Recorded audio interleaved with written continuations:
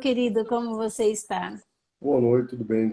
Graças a Deus. Espero que vocês estejam bem. Você, seu marido, seu filho e todos que nos escutam nesse momento estejam bem, com muita saúde. Amém, amém. Estamos bem, sim, graças a Deus.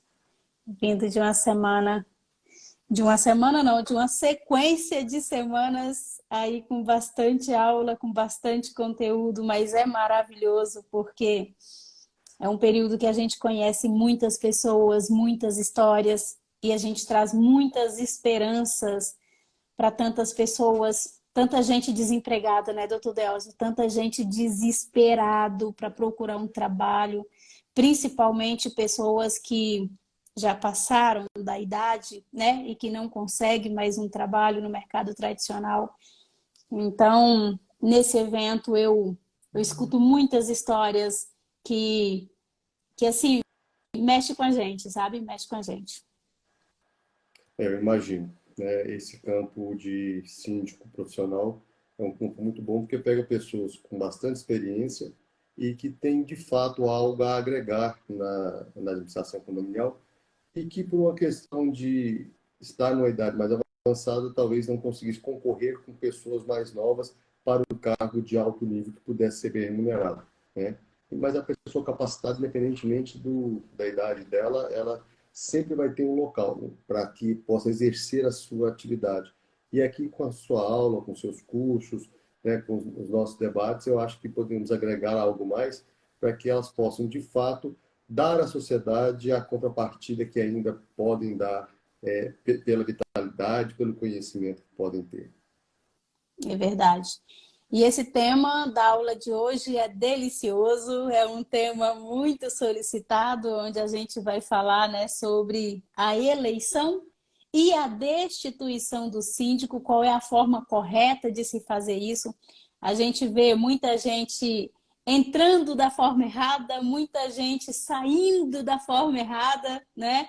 Muitas pessoas que usam do poder que não têm para poder é, fazer o que não é correto. Então, essa aula de hoje é muito bacana, porque a gente vai escutar do ponto de vista jurídico de uma pessoa que está no mercado há tantos anos, né? Há mais de 20 anos, e que vai poder nos passar com propriedade esse assunto. Então, muito obrigado mais uma vez por estar aqui.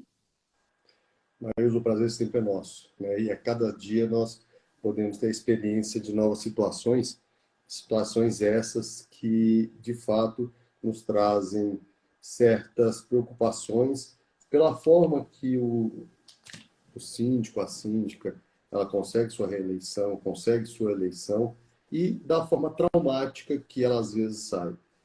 De ontem para hoje mesmo eu atendi 3 pessoas e todas 3 com uma história muito complexa e que essa história complexa traz não só problemas financeiros, mas como problemas psicológicos para elas e para as famílias, porque é devastador ver uma pessoa que às vezes dedica alguns anos à gestão condominial e por falta de conhecimento técnico sai pelas portas do fundo e ainda tendo que indenizar o condomínio em centenas de reais, milhares de reais, em alguns casos até milhões de reais. É triste, muito triste. Então vamos esclarecer isso tudo, né? Vamos começar aí do começo, forma legal para eleger, e aí depois, se der tempo, tem várias perguntas que foram deixadas aqui. E se hoje não der tempo de responder todas as perguntas, a gente faz daquela forma, deixa uma outra live só para perguntas e respostas. Com certeza. Então, a primeira situação que nós temos que verificar para a eleição do síndico é o que dispõe a legislação. Lá o artigo 1347 do Código Civil, que substituiu o artigo 22 da Lei 4.591 de 64, estabelece que o síndico poderá ser qualquer pessoa, pessoa física ou jurídica, e deverá exercer um mandato de 1 ou 2 anos. Essa é uma questão muito séria e muito importante a saber. Eu emiti essa semana, Maioso, um parecer exatamente sobre essa questão do prazo e da reeleição. Mas eu volto daqui a pouco sobre esse assunto. Então, como é que se faz para eleger um síndico? Primeiro, nós temos que aferir o que dispõe a convenção do condomínio. Se a convenção do condomínio determinar que a eleição do síndico será de 1 ano, Nós não podemos fazer uma eleição de 2 anos. Se a Convenção do Condomínio determinar que a eleição do síndico é de 2 anos, nós não devemos fazer uma eleição de 1 ano só. Então, verificou-se qual é a forma de exercício do mandato do síndico pelo lapso temporal de 1 ou 2 anos. Faz-se um edital de convocação, coloca-se um item do edital de convocação para discussão, deliberação e votação, a eleição do síndico. Obviamente, junto com a eleição do síndico, nós temos do subsíndico e do conselho fiscal e consultivo, ou fiscal ou consultivo. Depende do que a convenção estabelece. Hoje, o artigo 1334 do Código Civil, ele traz de forma muito clara que a convenção deverá tratar a forma de administração. Então, essa forma de administração é saber quem serão os gestores, qual será o mandato dos gestores. Sabedouros disso, o bom síndico, o bom gestor, o advogado que auxilia, a empresa de contabilidade, a administradora que faz o auxílio também, vai ler a convenção, vai fazer o edital dentro do que é disposto na convenção. Feito isso, é feito o chamamento e para a eleição do síndico não necessita de quórum qualificado. Isso é uma coisa muito importante a sabermos, porque apesar da maioria já ter consciência disso, mas alguns ainda pensam, para eleger o síndico eu preciso qual quórum? Nenhum quórum. Ou seja, desculpe, não é que não precisa de nenhum quórum, eu preciso de um quórum. Só que é um quórum de maioria simples, ou seja, 10 pessoas em assembleia, num condomínio de 500 pessoas, mas tiverem 10 pessoas, 6 votarem a favor do síndico e 4 votarem contra a eleição dele, ele está eleito sem qualquer situação de dúvidas. Esse síndico exerceu o seu mandato por um tempo determinado pela convenção, como eu disse, e aí vem a sua reeleição. E aí vem a primeira situação que eu disse, que eu até emiti um parecer essa semana sobre isso. Algumas convenções, elas tratam de forma genérica. Tratando-se de forma genérica, eu aplico o 1347 do Código Civil, que estabelece que o síndico poderá ser qualquer pessoa, podendo ser reconduzido ao mandato. Quando eu digo isso, a recondução não é uma única vez. A recondução, ela se dará quantas vezes a Assembleia entender que aquela pessoa deve merecer o voto dos condôminos presentes para que ele possa ter uma eleição ou uma reeleição. Feito isso, se ele se reeleger, todos os trâmites são normais, sem qualquer dificuldade. Essa semana me deparei com uma convenção, ao analisá-la, que dizia que o síndico poderia ter o mandato de 1 ano e permitida uma reeleição por igual período. E aí saber o que significa dizer reeleição de 1 ano por igual eleição, o síndico terá um mandato de 1 ano e uma reeleição por e reeleição por igual período. Algumas pessoas nos questionaram e o próprio condomínio requereu um parecer que nós emitimos. Primeira coisa, o que significa a palavra período? Período significa prazo, tempo. Quer dizer que o período estipulado por aquela convenção é de 1 ano. O que corrobora com o que dispõe o 1347, que fala sobre prazo. Então, nós temos um sinônimo entre prazo e período. Colocando essa questão a saber que quando se diz lá, naquela cláusula da convenção, podendo se reeleger por igual período, significa dizer que, na interpretação que eu tive, penso eu que é a interpretação correta, posso estar enganado, lá não está dizendo que ele pode ter uma única reeleição. Lá está dizendo que a reeleição dele tem que ser por mais 1 ano. Ele não pode ser eleito para 1 ano e depois ser reeleito para 2 anos, como dispõe a lei. Então, a limitação daquela convenção não é a quantidade de reeleições, e sim o lapso temporal de cada reeleição para o exercício do mandato. Então, é uma questão complexa. E dito o seguinte, todos os condôminos, os síndicos, as construtoras, incorporadoras, que queiram fazer limitações de reeleições, escrevam de forma explícita. O síndico terá um mandato de 1 a 2 anos, permitida uma única reeleição.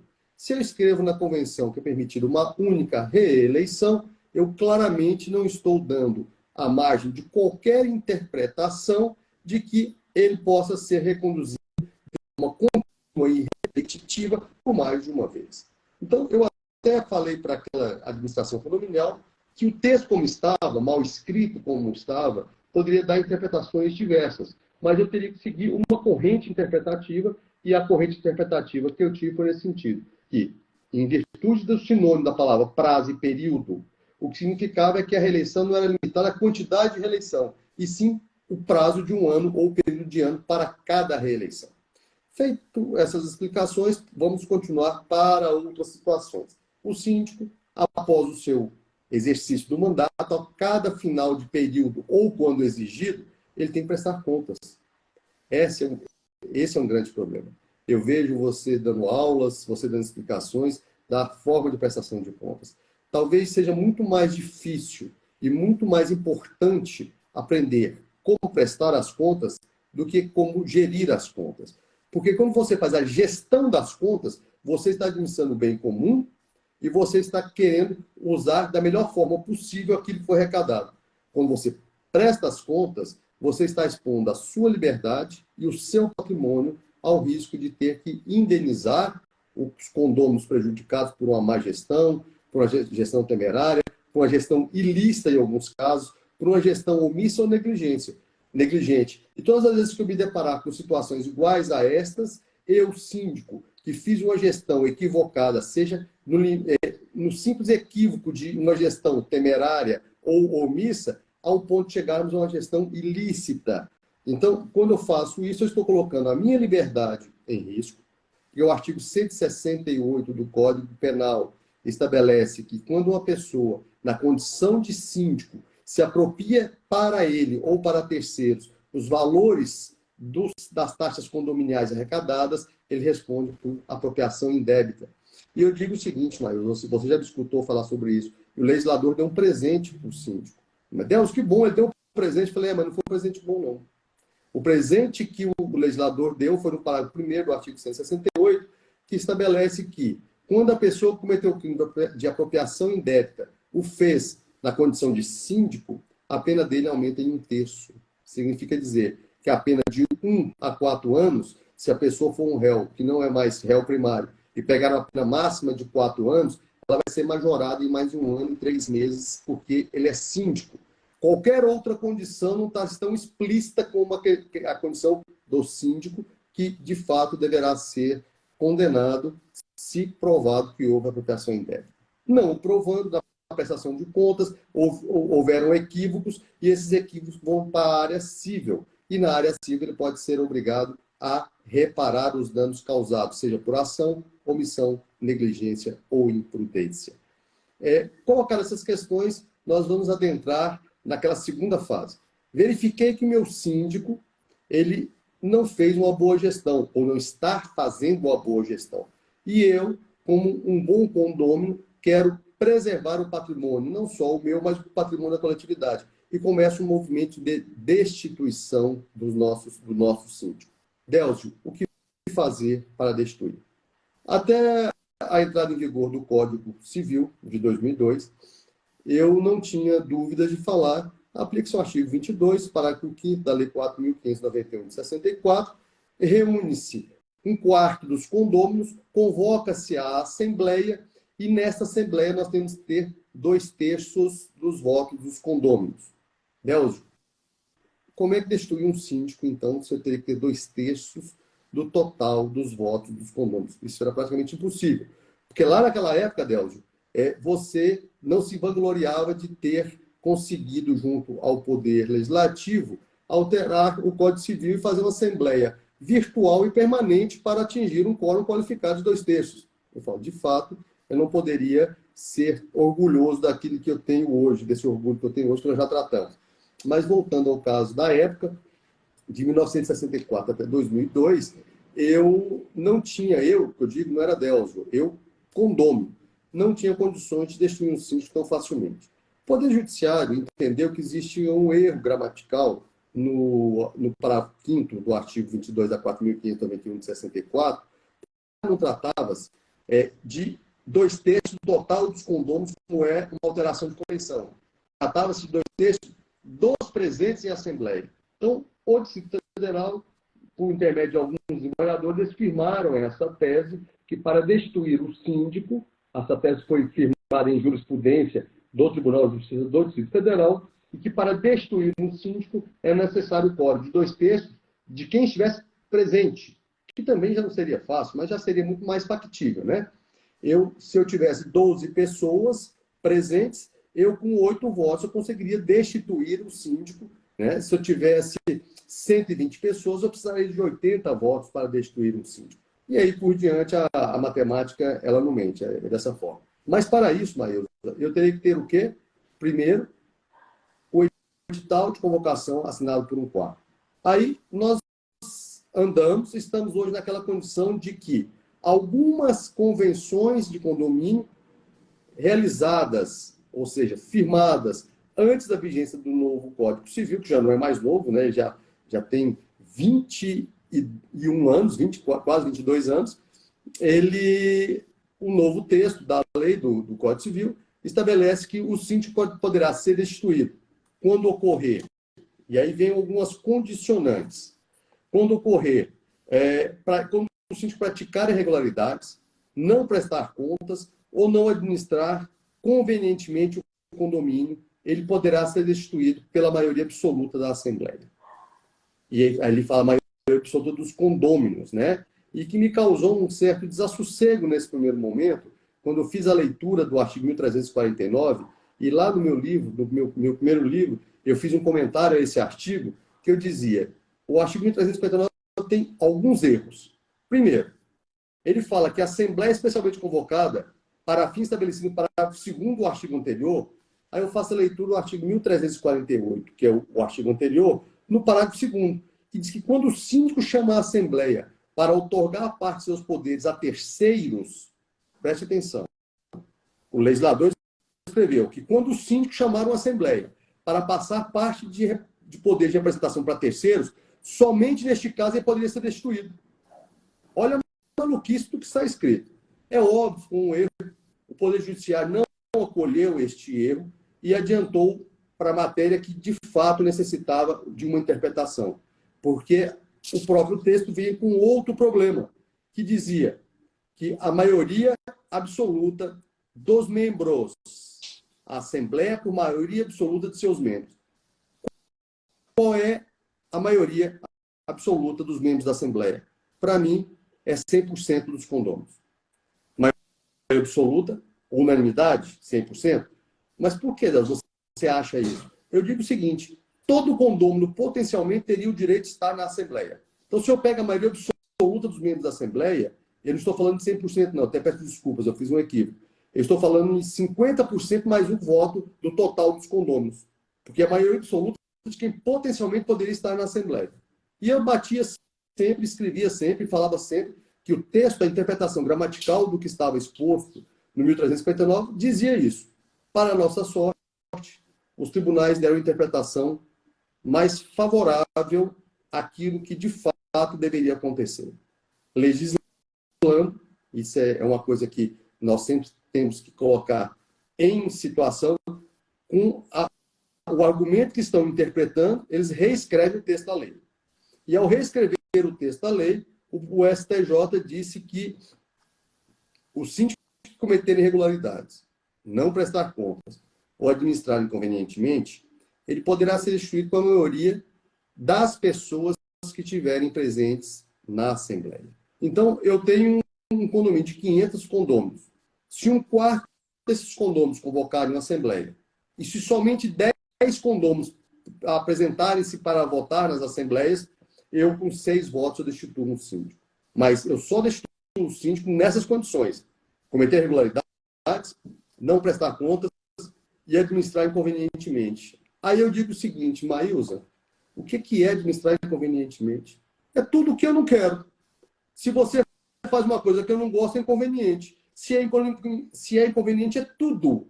Significa dizer que qualquer um pode ser destituído pela maioria simples dos condôminos, porque sempre, quando tiver uma votação, e essa votação for a favor da destituição, aquela maioria entende que houve uma administração inconveniente. E é por isso que os tribunais, tanto de justiça quanto o STJ, pacificaram a matéria de que o síndico foi destituído, maioria simples, convocação correta, ele está destituído. Mas, peraí, Deus, por que você está falando convocação correta?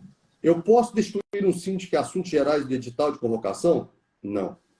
Eu posso destruir o síndico com votos, desculpa, com uma convocação de assinaturas com menos de um quarto dos condôminos? Não. Eu posso destruir o síndico se a convenção no condomínio disser que um quarto dos condôminos devem comunicar o síndico para ele convocar a assembleia, e aí ele não o fazendo, esse um quarto pode convocar a assembleia, mas não foi observado isso, e eu convoquei diretamente a assembleia com um quarto, eu posso fazer isso diretamente? Não, porque a convenção estipula uma regra e devemos observar essa regra. Eu posso pegar um edital de convocação e só o DELS assinar ele, edital de convocação, e falar que houve um abaixo-assinado para a destituição do síndico e eu convocar a Assembleia?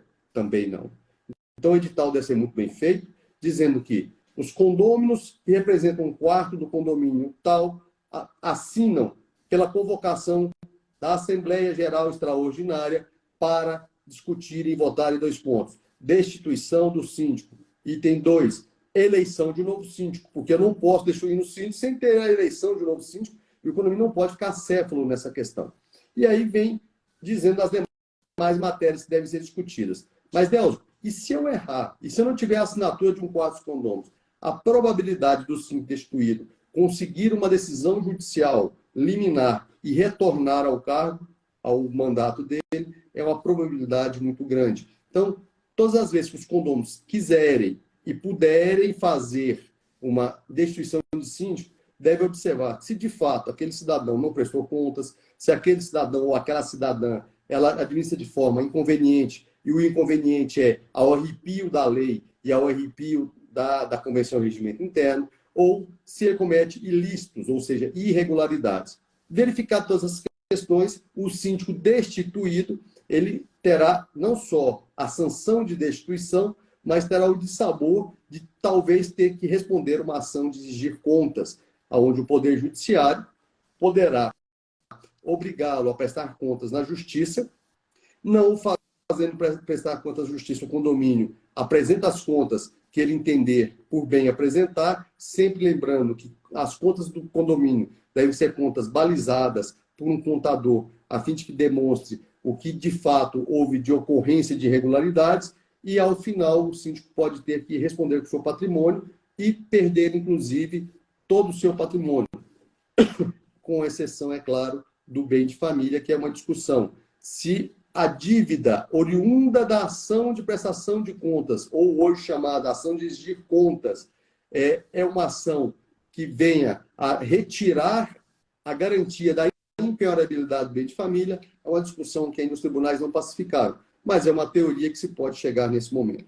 Então, Maílza, com essa abordagem que eu fiz, eu penso que nós falamos sobre eleição e sobre destituição. Sempre lembrando, tanto para a eleição do síndico como para a destituição do síndico, o condomínio deve ter uma boa assessoria jurídica para que não cometa erros ou equívocos que amanhã venha macular uma administração e que venha a macular uma destituição. Porque o fazendo, imagine só, se toda a coletividade convoca uma assembleia, destitui um síndico e ele consegue na justiça retornar ao posto de síndico, esse síndico não vai ser benéfico ao condomínio e vai fazer coisas como, por exemplo, esconder situações de irregularidades que ele tinha feito antes e uma tentativa de inibir que o condomínio consiga, de fato, retirá-lo e, com isso, responsabilizá-lo. É isso, Maílza. Podemos, eu acho que, adentrar em algumas perguntas e respostas. Sim, perfeito. É por isso que eu sempre falo, gente, por que ser gestor profissional de condomínios, por que é uma grande oportunidade? Porque é uma responsabilidade que nem todo mundo pode assumir. É uma grande oportunidade por quê? Porque todo condomínio precisa.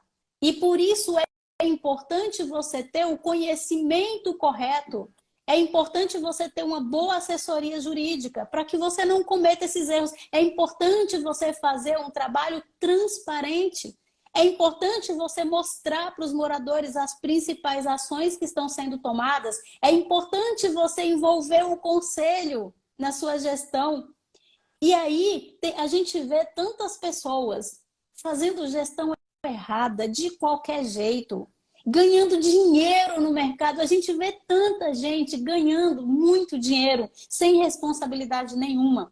Mas essas pessoas, elas estão correndo risco. E o condomínio mais ainda. É por isso que a gente fica trabalhando tanto nessa questão de conscientização do condomínio, para que esses condôminos saibam eleger esse síndico, saiba o processo correto de eleição e também de destituição, né? Doutor Delcio, eu já vi uma pergunta aqui na... Eu vou olhar aqui as perguntas, tem bastante pergunta aqui, mas tem uma que é recorrente e é importante a gente responder. Nessa lista de 1/4 de assinaturas para convocar a Assembleia, pode ser unidades inadimplentes ou tem que ser de unidades adimplentes? Olha, Marilza, a resposta que eu dou para todo mundo é que tem que... Quem pode assinar? Essa é uma pergunta muito interessante. Vamos lá. Eu vou retroagir um pouquinho essa pergunta e vou explicar um pouco mais. Quem é que pode assinar o edital de convocação? Quem representa a propriedade, ou seja, o proprietário. O filho do proprietário pode assinar o edital de convocação para destituir? Não. O inquilino do proprietário pode assinar? Não. O proprietário, seja proprietário ou proprietária, é óbvio que é isso que acontece. Se eu tenho um casal que os dois são donos do apartamento, um ou outro assinando o edital de convocação, está tudo certo. Então, o proprietário que vai poder assinar o edital de convocação para destituir o síndico.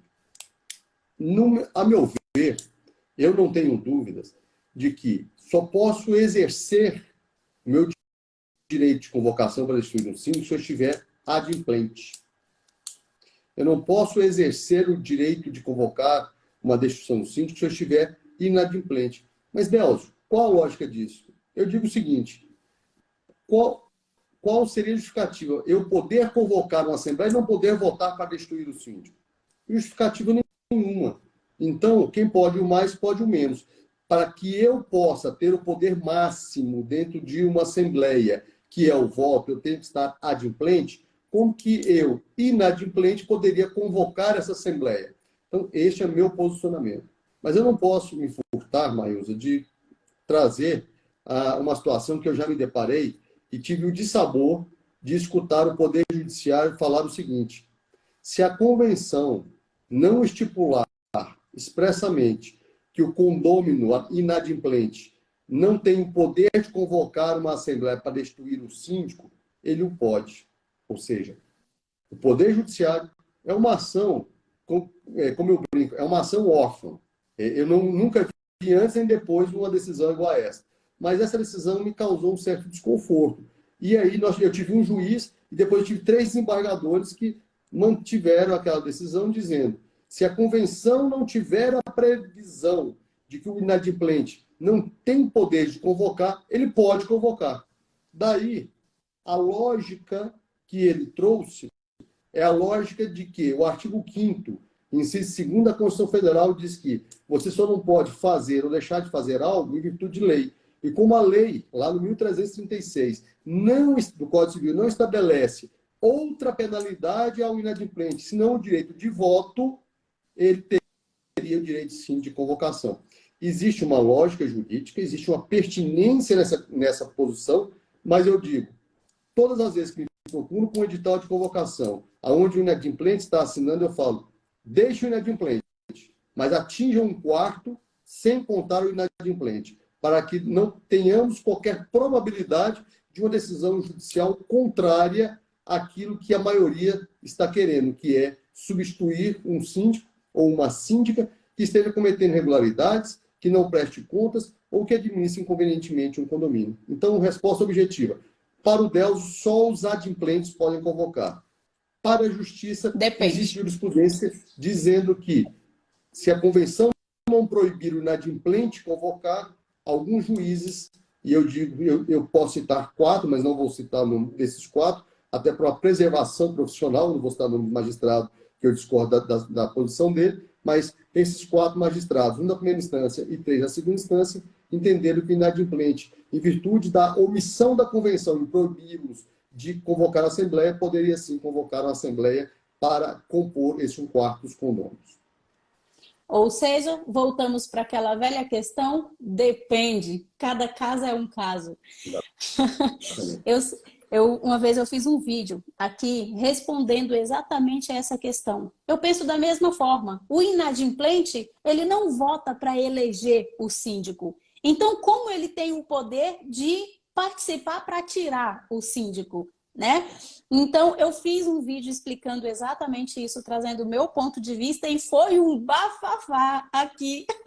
Um monte de advogado caindo, matando, mas isso está errado, você não pode falar assim. Eu falei, eu posso, porque eu tenho meu assessor jurídico e ele pensa do mesmo jeito e eu falo assim, porque é assim que eu penso. Eu sei que existem jurisprudências, eu sei que tem gente que pensa diferente, mas assim, o direito é direito, né? Sempre tem algumas pessoas que defendem um ponto de vista e tem outros que defendem outro ponto de vista, né? Tem as duas correntes. Eu também me alinho a essa corrente. Por quê? Se o inadimplente ele não pode participar da eleição do síndico, ele também não deve participar da destituição do síndico. Mas, enfim, muito bem explicado. Mas, na verdade, Maísa, ele não pode participar nem da eleição, nem da destituição. Essa corrente que entende, ele só pode participar da convocação, ou seja, é uma coisa de alguma menor forma, que isso. É uma participação indireta, né? Exato, mas assim, o que eu digo é que falta lógica para mim disso, porque se eu não posso votar para destituir, como é que eu posso assinar para convocar para destituir? Então, Exato. assim, eu respeito quem pensa de forma diferente, mas eu acho que falta um pouco de lógica. É por isso que em todas as convenções que eu altero, a primeira coisa que eu escrevo lá na convenção é: o inadimplente não pode se candidatar, não pode convocar a assembleia e não pode votar. Porque também tem gente que vai no mesmo caminho, Maísa, que entende que o síndico, ele estando inadimplente, ele pode ser eleito. Aí eu digo, pode ser eleito? Ele não devia nem estar na assembleia. Se por um acaso a convenção dele falar que qualquer pessoa pode ser candidata a síndico, que não precisa ser proprietário, eu até concordo que ele poderia ser eleito mesmo estando inadimplente. Mas se lá diz que ele tem que ser proprietário, como é que ele vai, sendo proprietário, estar síndico? Uma pessoa que muitas vezes já está se candidatando para usufruir do patrimônio do condomínio para sanar a sua inadimplência. É uma situação complexa que às vezes não vale nem a pena discutir. Exatamente.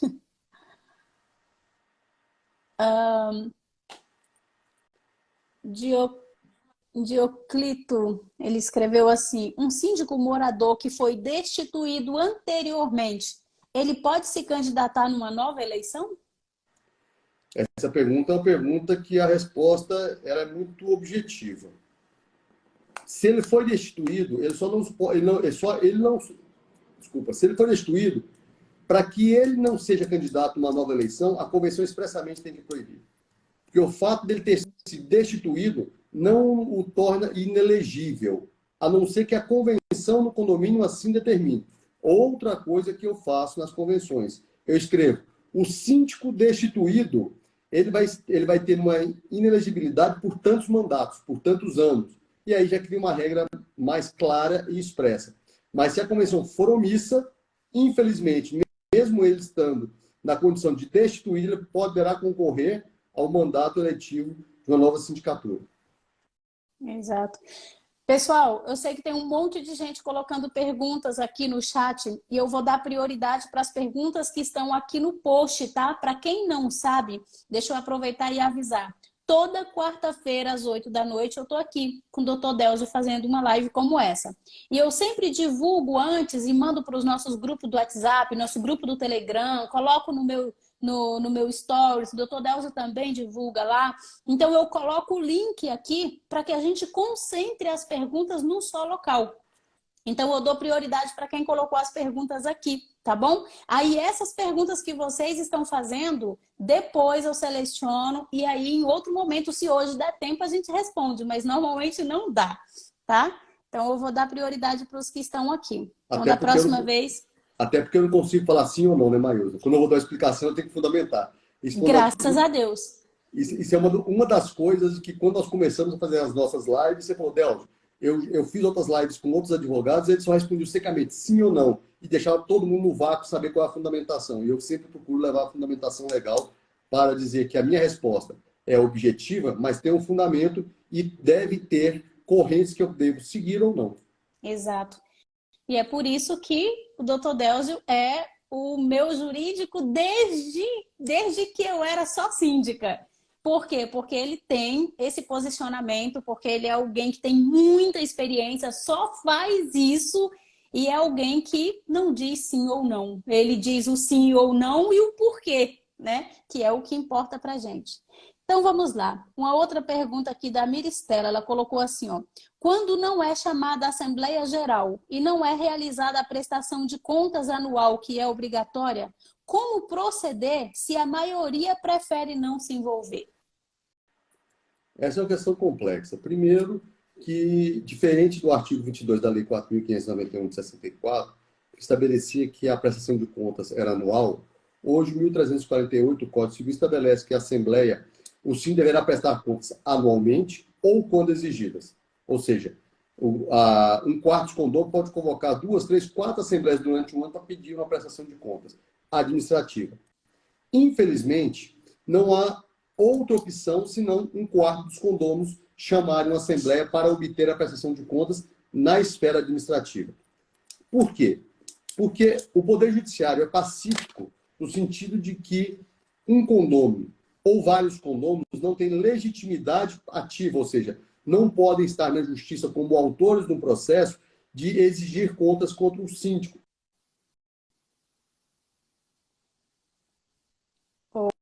Oi? Alô? Espera aí, deu uma travada aqui. Foi só no meu, gente? Foi só no meu? Falem aí. Deu uma Alô? travada geral aqui. Oi, tá me ouvindo, doutor Eu Delcio? estou ouvindo. Vocês me ouvem? Agora eu tô ouvindo, mas deu uma sumida geral aí voltou agora. Tá bom. Aí, alguém falou, o Gaspi falou que voltou. Sim. Então, Então como eu volta estava aí. falando, Uhum. a ação judicial só pode ser movida pelo condomínio contra o síndico ou contra o ex-síndico. Não pode um condômino ou uma parte dos condôminos irem à justiça como pessoas físicas pedindo a prestação de contas, hoje chamada ação de exigir contas. Administrativamente, como eu tinha dito, não sei se todo mundo conseguiu ouvir, mas eu vou repetir, um quarto dos condôminos pode, a qualquer momento, independentemente de ser Assembleia Geral ordinária ou não, a qualquer momento, um quarto dos condôminos tem o poder de convocar a Assembleia para prestação de contas. E mais, esse mesmo quarto dos condôminos pode, após a prestação de contas negativa do síndico, chamar uma Assembleia pedindo que seja nomeado um condômino em substituição de representação processual ao síndico que não prestou contas ou que teve suas contas reprovadas e ir à justiça em nome do condomínio contra o próprio atual síndico. É possível. Eu vou explicar um pouco melhor. Eu sei que é muita confusão para a cabeça explicar isso. O Delcio é síndico. O Delcio não prestou contas. Um quarto dos condôminos foram se reuniram, convocaram uma assembleia e o Delcio continuou não prestando contas à assembleia. Simplesmente ele não levou as contas e não prestou. Esse mesmo quarto poderá colocar nesse mesmo edital que, caso o síndico não aprove as contas ou que as contas não sejam apresentadas, será nomeado uma pessoa para representar aquele condomínio em juízo contra o síndico numa ação de exigir contas. E aí, os condôminos, pelo seu representante legal, que tomou os poderes do síndico, porque isto é previsto no parágrafo 1º do artigo 1348 do Código Civil, vai à justiça exigindo contas de um síndico no exercício do seu mandato. É possível, sim. Se a convenção do condomínio prevê que o síndico tem que ser obrigatoriamente um proprietário, se um síndico externo, ou seja, um síndico profissional, ele pode ser ou não candidato. Volto a dizer, agora eu vou ser um pouco mais sucinto, então. Nós temos 3 opções. Opção 1, cumprir de uma interpretação gramatical da convenção e só eleger o síndico proprietário. A modernidade não nos permite fazer uma interpretação gramatical hoje tão simples assim. Então, qual seria a segunda opção? Eleger uma pessoa para figurar com o nome de síndico e a própria Assembleia, à luz do que dispõe para o primeiro e segundo do Código Civil, lá no seu artigo 1348, elege-se, ou seja, transfere os poderes de administração e de gestão total daquele síndico para um profissional. E aí nós temos o síndico figurativo, que vai ter só o nome de síndico, mas teria um profissional que ele vai exercer todos os poderes, gestão, de representação, financeiro, de administrativo, de tudo. Então, esta é a situação mais cômoda e menos traumática para que outras pessoas possam ir para a justiça. E aí eu tenho uma terceira opção, que é aquilo que eu sempre conversei com a Maílza, quando ela me pediu para achar uma solução para esta questão, eu digo, o artigo 2035, parágrafo único do Código Civil, textualmente diz o seguinte, eu vou ler, Maílza, para você. Nenhuma convenção prevalecerá se contrariar preceito de ordem pública, tais como estabelecido por este Código, para assegurar a função social da propriedade e dos contratos.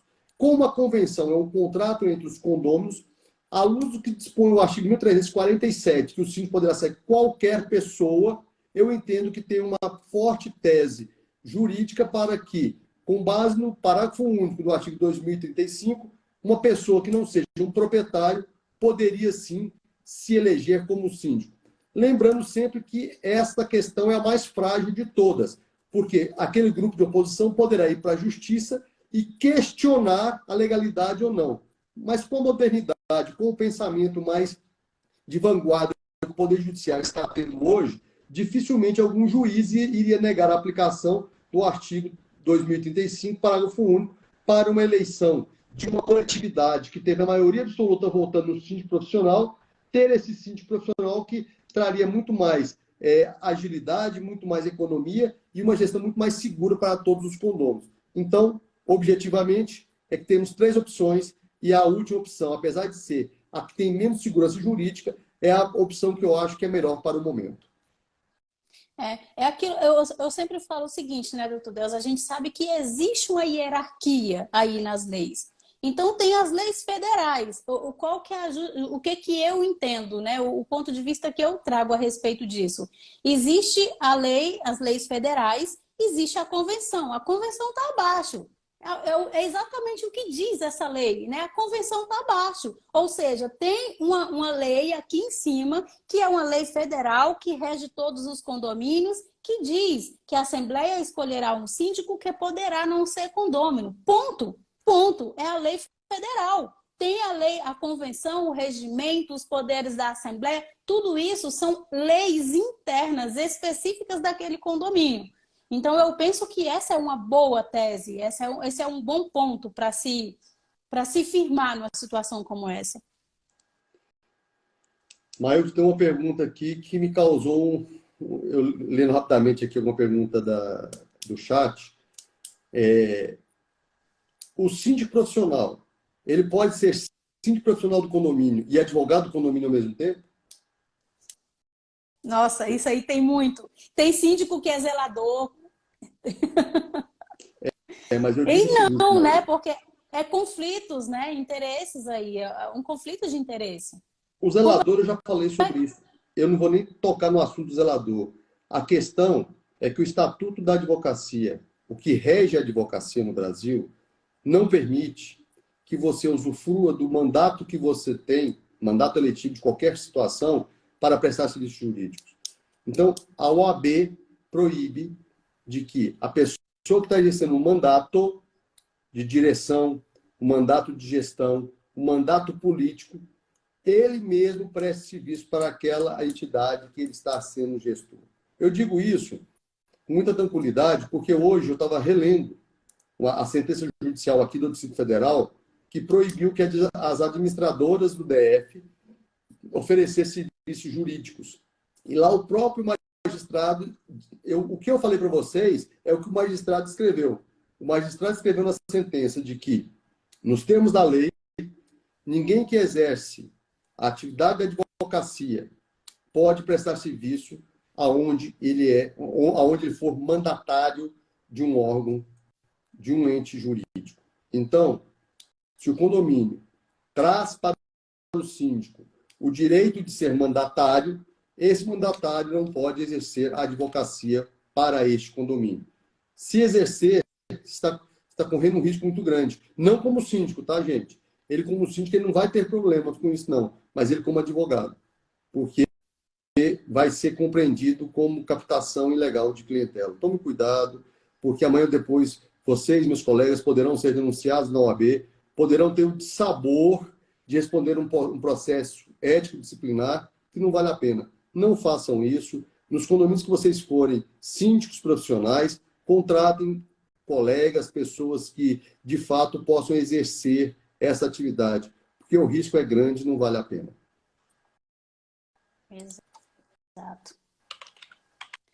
Pessoal, vi gente perguntando aqui sobre as inscrições. Ainda estão abertas, tá? Ainda estão abertas até sexta, viu?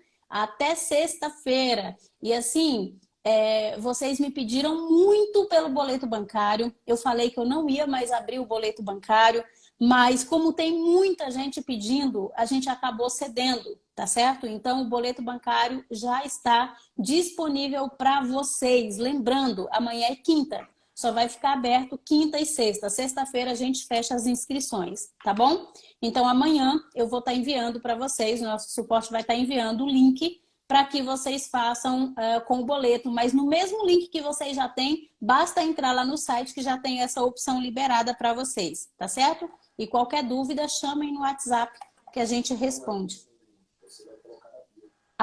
Meu diretor está dizendo aqui, ó, que não é o mesmo link que eu vou colocar na bio, tá? Eu vou colocar na bio e aí nos grupos do WhatsApp eu envio para vocês amanhã de manhã, tá certo?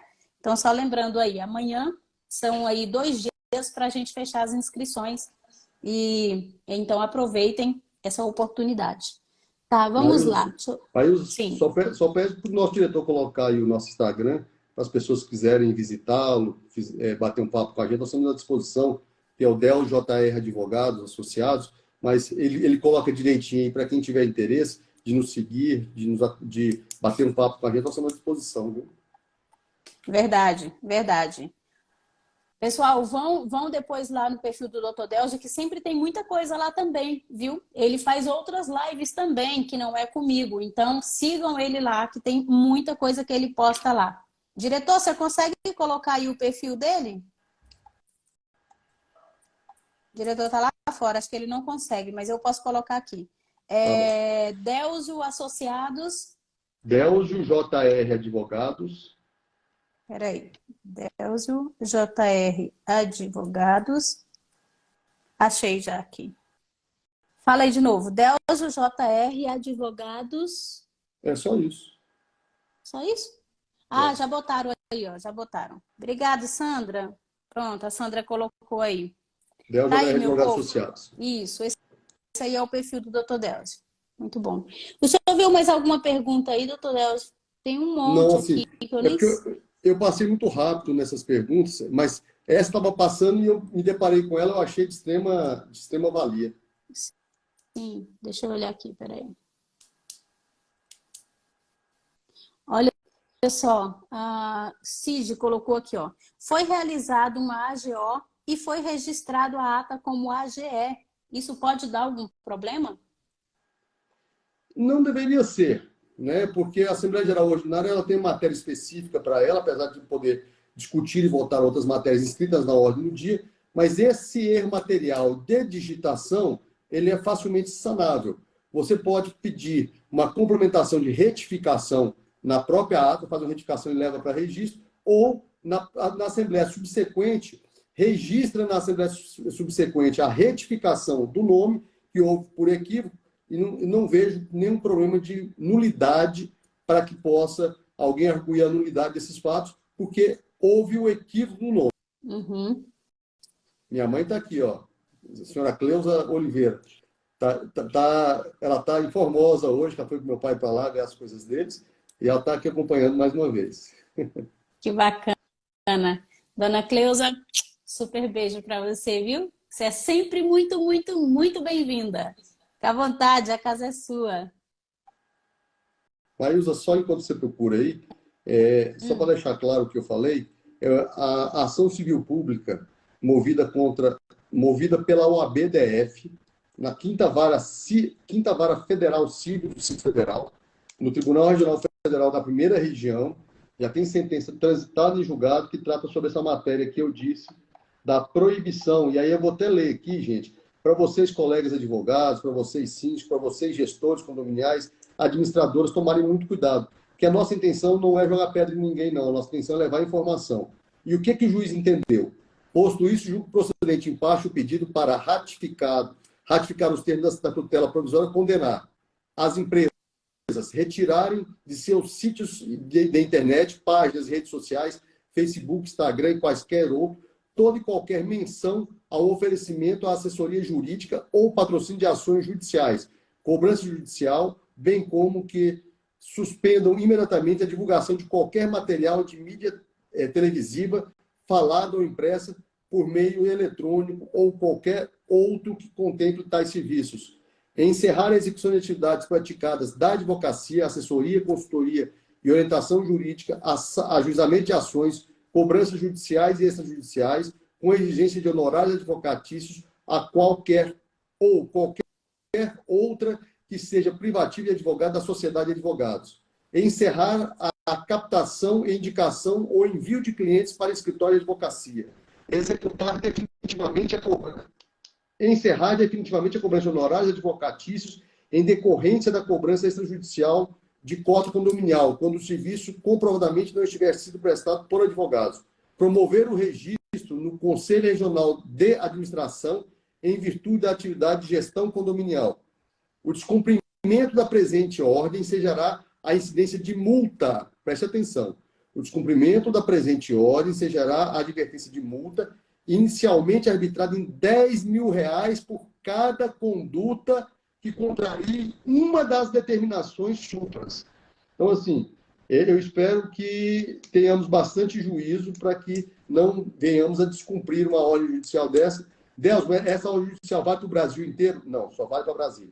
Isso aí eu não tenho dúvida. Mas isso já está se espalhando para outras cidades, porque a OAB, pelas suas seccionais, já estão replicando essas ações em todos os estados e municípios, tá, gente? Vamos tomar muito cuidado, porque nós não queremos, em hipótese alguma, nem administradoras, nem contadores, nem síndicos, nem advogados terem prejuízos e nem causarem prejuízos a ninguém.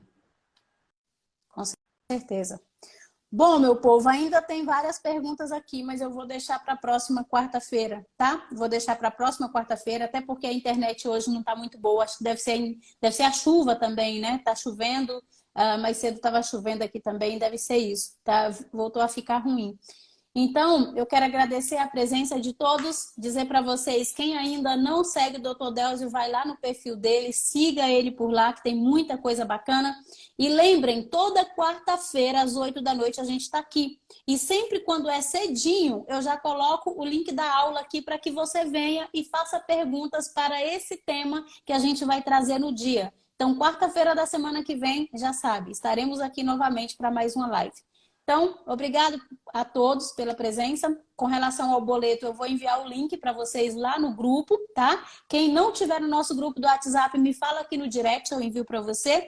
E, doutor Delzio, mais uma vez, muito obrigada, viu? Eu que agradeço a todos, um beijo no coração de todos aí e um beijo especial para meu pai e minha mãe que me assistem sempre, são pessoas que me incentivam desde que eu nasci. Em tudo que eu fiz na minha vida, eu tive incentivo deles. Agradeço mais e paz para todos vocês. Por mais pais como vocês, sempre vocês estão presentes. Assim, é incrível, eu adoro fazer. E, gente, isso é bom demais. Por mais pais, assim, que se orgulham do filho, que prestigia o filho, né? Que tá sempre aqui, ó, para dizer, filho, eu tô aqui, tô te vendo. Isso é lindo, isso é maravilhoso. E que isso continue por muito e muito tempo. Beijo para vocês, fiquem com Deus e a gente se vê. Quem tiver comigo, amanhã tem live lá no outro canal do YouTube. Amanhã é só comigo, tá? Não é com o Dr. Delzio. Toda quinta-feira tem live comigo, toda quarta-feira tem live comigo com o Dr. Delzio. Um beijo para vocês, fiquem com Deus e até amanhã para todo mundo. Tchau, tchau.